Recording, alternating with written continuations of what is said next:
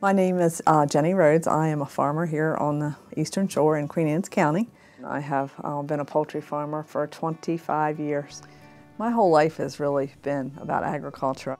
I started driving a tractor when I was 8 years old. It was all about family working together, and I think that's probably one of the most important messages that I want to get out to people, that farms are about families. We really like to be on the farm. You know, we want to be producing food, but we forget that we have a story to tell. And I think that's very important, that we have the story to tell of all these things that we do as farmers to promote, you know, the environment, sustainability, all the different things we do are very important. What we do is a business just like everybody else. Here on Delmarva, all the corn, all the soybeans are all grown and fed to the poultry industry. So we have the poultry farmer, we have the grain farmer, and then we have all the allied businesses. So you think about all the farm equipment dealerships, the grocery stores. So all these things, you know, are so intertwined. One of the biggest threats that I feel facing the Eastern Shore are regulations. You know, when you talk about water quality issues, farmers are always blamed. Well, if you really sit down and look at the numbers, you know, it's about every single one of us. Every single one of us pollute in one way or the other, and I think people forget that.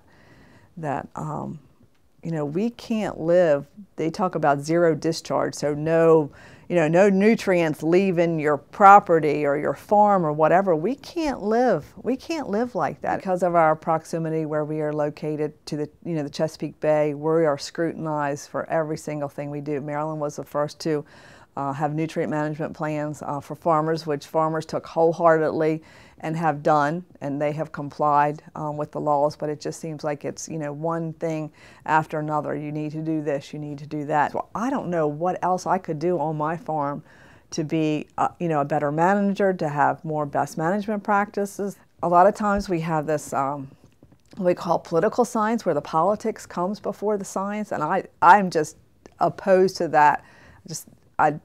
It's just not right, but unfortunately, it's the way things are. What will this be like, you know, in 20 years? Will the poultry industry be gone?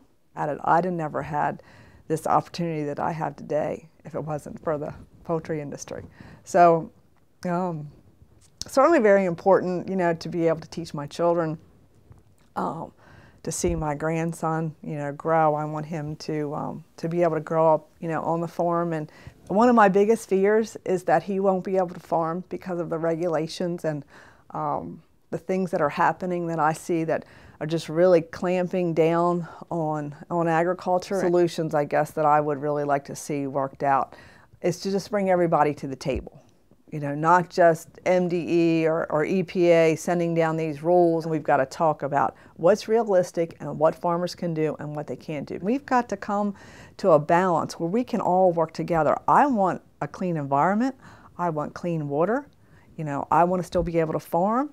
I will keep fighting because I am a pretty big advocate of agriculture, and I will speak my piece and let people know. But the whole process is educating people and educating them with the right, correct facts.